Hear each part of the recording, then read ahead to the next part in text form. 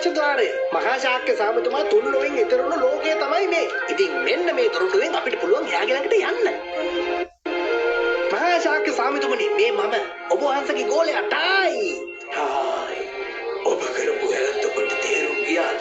ඔව් මම දන්නවා මම ලොකු අවුලක් කරගත්ත තමයි. හැබැයි ඉතින් ඒක මගේ වැරද්දක් නෙමෙයි. එපා.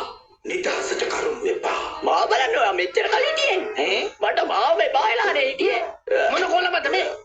මෙයා තමයි ජැන්සන් යු. මේ දොරටු බලා ගන්න දීලා තියෙන්නේ මෙයාට තමයි. අපි නම් මෙයාට කියන්නේ වලාකුළු වාදී කියලා. අනේ ඇත්තට මම ඔයාලට බඩේදිය කියන්න. කොහොමද යාළුවේ? අර නම් බුදිලා කතා කරන්න පුරුදු වෙනවා. මං ඇවිල්ලා දෙයියේ. මේ මහත්තයා තමයි ලී ජින්. ජෙන්ඩන් පාසලේ ප්‍රධාන. ඇත්තටම මට සන්තෝෂයි. අපි සමරමු. මට යාළුවෝ ඉන්නවා. හරි හරි. වාඩි වෙන්න. අපි එන්නත් ඒක බොමු. හැමදාම මෙතන ගේට්ටු මුල් කරන්න තමයි. ඉතින් මොනවද ඒ තොරතුරු? මම සෑහෙන කාලයක් බලල්ලෙන් අයින්. කරුණා කරලා අපිට මහා ශාක්‍ය සාමිතුමාව මුණ ගැස්සන්න. ඔහු එක්ක සාකච්ඡාවක්.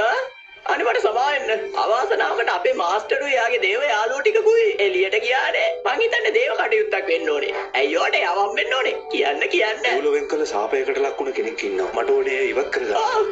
බොරු නේද කියන්නේ? එහෙනම් මාස් තම්බෙලා වැඩක් නැහැ. එයා ශාප පිටින්න දන්නේ නැහනේ.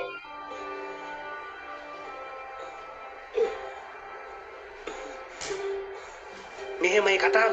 මේ එක දවසක් එහෙ කාලයෙන් අවුරුද්දක් වෙනවා. ඒ කියන්නේ අපි එහෙට යනකොට ගොඩක් ලොකු කාලයක් ගත වෙලා. මං කියන්නේ අපි පුළුවන් තරම් ඉක්මනට මෙහෙන් යන්න ඕනේ. සමහර විට අපිට පුළුවන් වෙයි යා වෙනුවෙන් මොනවා හරි කරන්න.